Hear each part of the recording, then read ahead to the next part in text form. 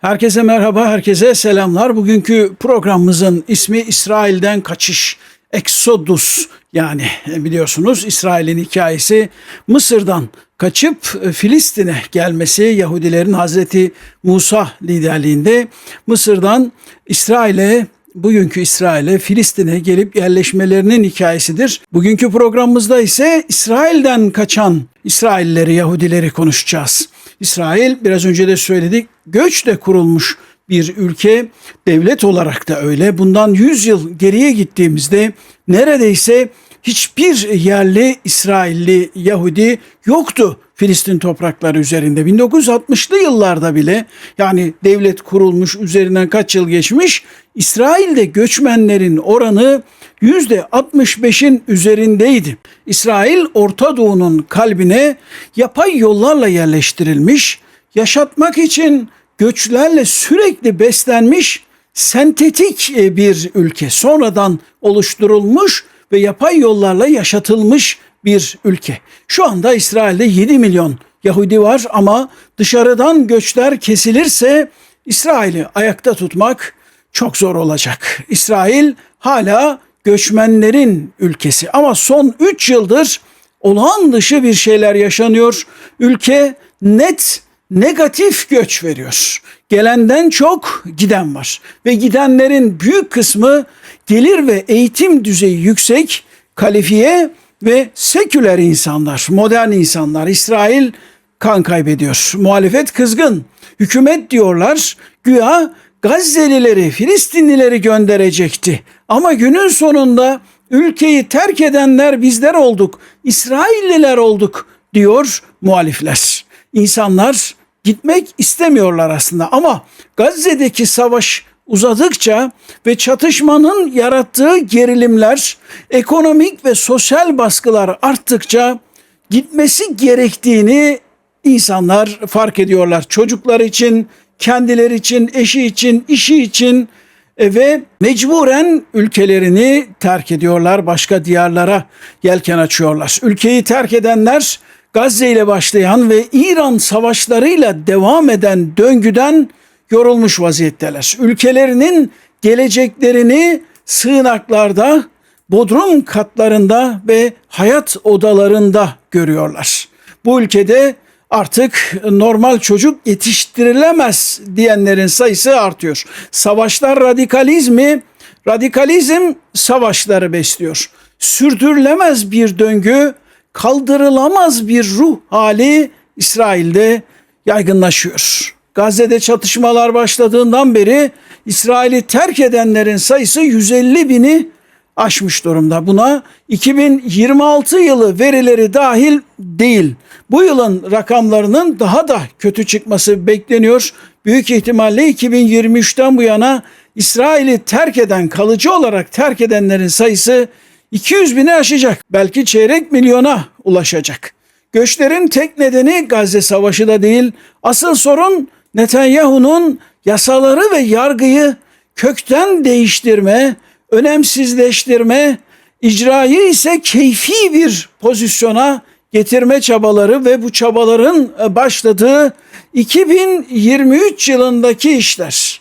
Netanyahu, İsrail'i tanınamaz hale getiren girişimiyle İsrail'in kalan en son laik ve demokratik özelliklerini de gömmeye kalktı. Ülke 80 yılın en derin iç krizini yaşamaya başlamıştı 2023 yılında. Yani İsrail'den kaçış aslında Gazze olaylarından önce başladı. Liberal, demokrat ve laik kitle İsrail'de gelecek görmemeye başladı ve birer ikişer valizlerini topladılar. Hamas'ın 7 Ekim saldırısıyla başlayan savaş ortamı ise yurt dışına kaçışları hızlandırdı. Netanyahu hükümeti Gazze ile yetinmedi. Batı Şeria'da da saldırılarını artırdı. Suriye'ye girdi, Lübnan'ın güneyini işgal etti, Yemen'i ve İran'ı bombaladı. Hatta Katar'da bile saldırı düzenledi. Bir türlü durmadı İsrail. Ülke hep diken üstünde kaldı. Bir türlü normal gün göremedi. Tüm bu etkenler sonucunda 2023'te 2024 ve 2025'te İsrail net negatif göç verdi. Yani ülkeyi terk edenlerin sayısı gelenlerin sayısını geçti. 2026 yılında da negatif göç devam ediyor, artması bekleniyor. Böyle bir durum son 100 yılda sadece 3 kez gerçekleşti. Bunlardan ilki daha İsrail kurulmadan 1920'lerde kısa süre devam etti. 1950'lerde ve 1980'lerde de kısa dönemli, daha çok savaş etkisiyle böyle negatif göç anları olmuştu. Ama bu kez gerçekten farklı ve gerçekten daha kötü. Bu sefer hem gidenler daha fazla hem de negatif göç 4. yılında ardı ardına devam ediyor kesintisiz olarak.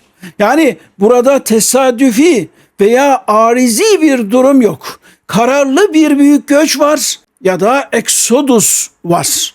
İsrail Vergi Dairesi'nin hesaplamalarına göre gidenler yüksek gelirli ve kalifiye kişiler. Bu durum ülke maliyesine olduğu kadar yüksek teknolojili sektörlere de olumsuz yansıyacak. Dahası zaten fazla gerilmiş olan, fazla yayılmış olan İsrail ordusunun asker açığı daha da büyüyecek. Çünkü asker kaynakları azalıyor. İşin doğrusu İsrail doğal yollarla çoğalabilen bir ülke. İsrailli kadınlar kadın başına 2,1'in üzerinde çocuk doğuruyorlar. Gelişmiş ülkeler arasında İsrail doğum oranlarının en yüksek olduğu istisnai ülkelerden biri. Ama İsrail'i sadece doğumlarda yaşatamıyor. İsrail net göç olmadan hayatını sürdüremez. Nitekim 2000'li yıllarda bile İsrail nüfusunun %20'si taze göçmenli. Yani İsrail'de doğmamış ama İsrail'de yaşamak için gelmiş insanlardı. Nüfusun %20'si 5 kişiden biri. Eğer bu beslenme kesilirse kan gelmeyen organ gibi İsrail'de kısa sürede kangren olabilir. Geldiğimiz noktada ise bırakın pozitif net göçü, İsrail'den kaçış var. Ülkede demografide kan kaybı var. İsrail için göçmenliğin dini ve ahlaki bir boyutu olduğunu biliyorsunuz. Yahudiler İsrail'e kadar 2000 yıldır bir devlete sahip olamadılar. Ve İsrail kurulduktan sonra bu topraklara gelmemek Yahudiler arasında ayıp bir şey olarak, aşağılık bir şey olarak görülmeye başlandı. Bilhassa İsrail'in içerisinde.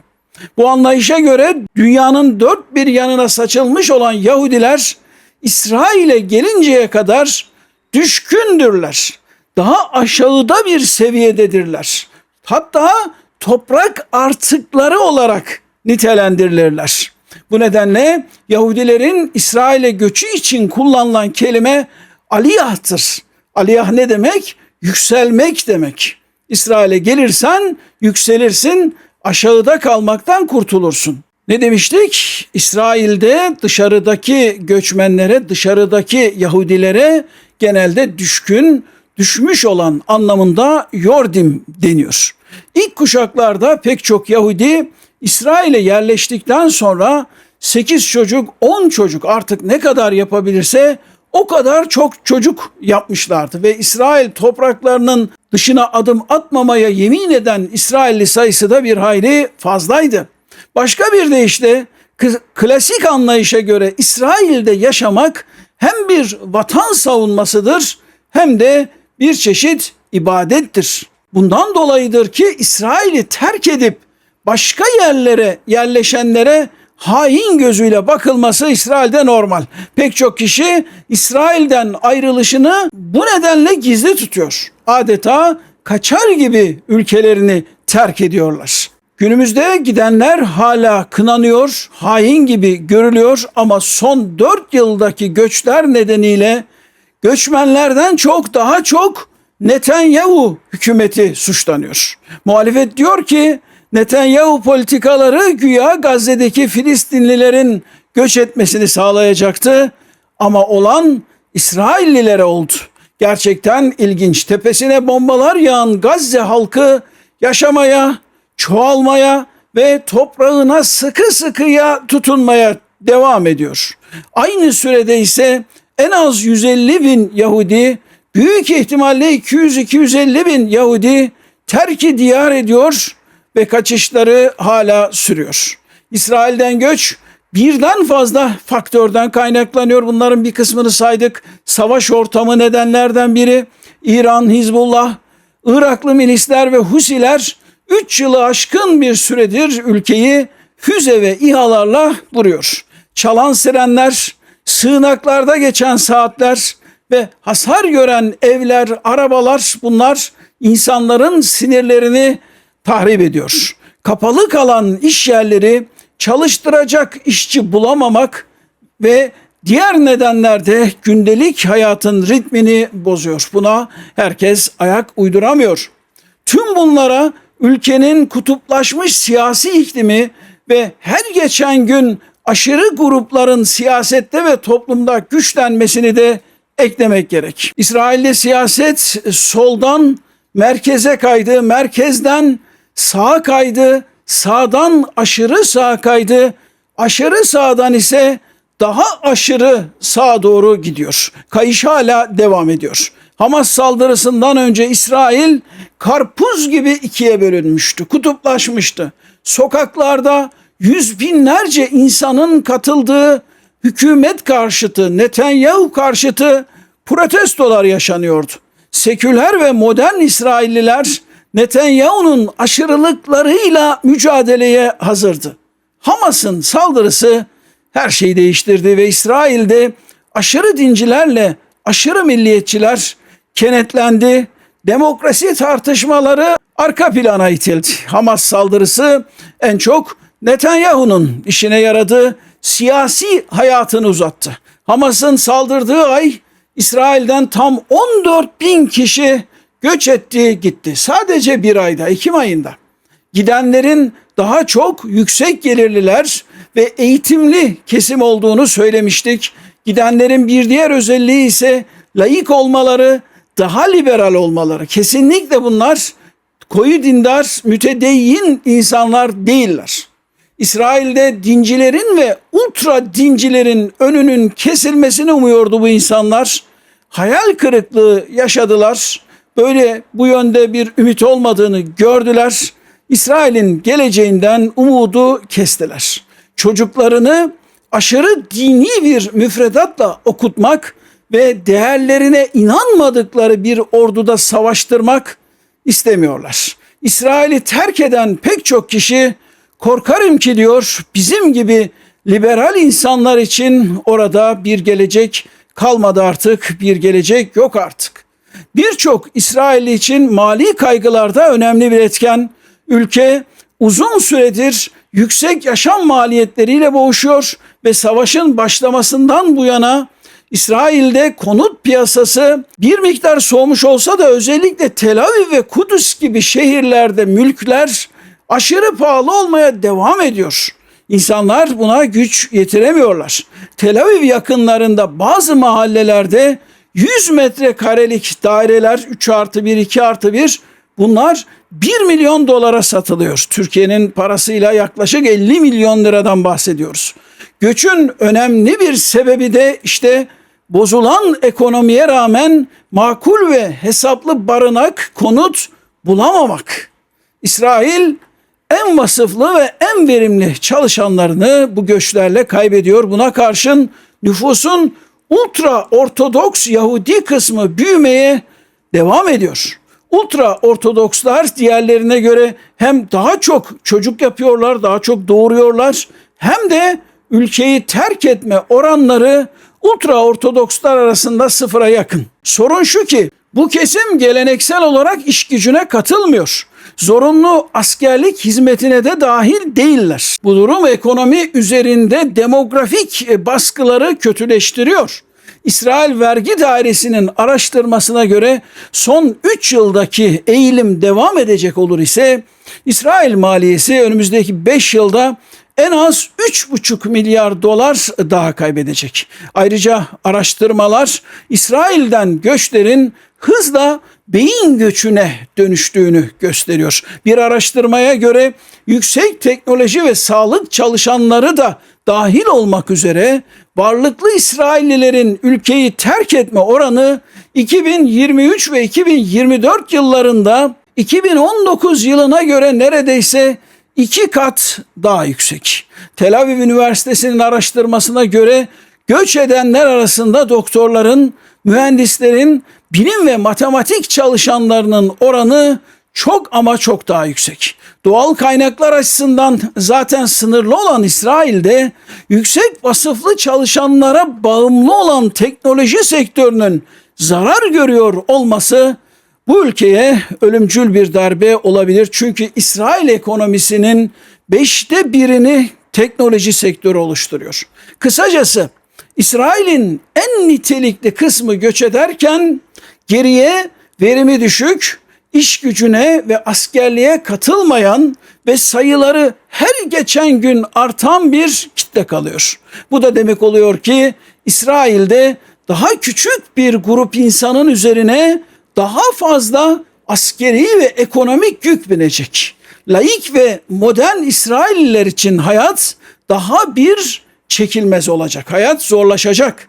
Uzmanlar bu şekilde devam eder ise bunun kendi kendini sürdüren bir döngüye dönüşebileceğini, hatta bu döngünün yavaş yavaş oluşmaya başladığını söylüyorlar. Gidenler geride kalanlara cesaret veriyor. Siz de gidebilirsiniz mesajını vermiş oluyor. Ve İsrail bu şekilde bir döngüye giriyor, boşalıyor. Hükümet ise yurt dışından İsrail'e kesin dönüş yapacak Yahudiler için cazip vergi avantajları sunuyor, kaçışları durdurmaya çalışıyor. Fakat asıl belirleyici jeopolitik faktörler olacak. İnsanlar güvenlik durumunun nasıl gelişeceğini görmek için bekliyorlar. Son birkaç aydır İsrail sakin. İran İsrail'den çok Arap ülkelerine saldırıyor ama bu durum daha ne kadar sürecek? İsrail saldırıları durdu.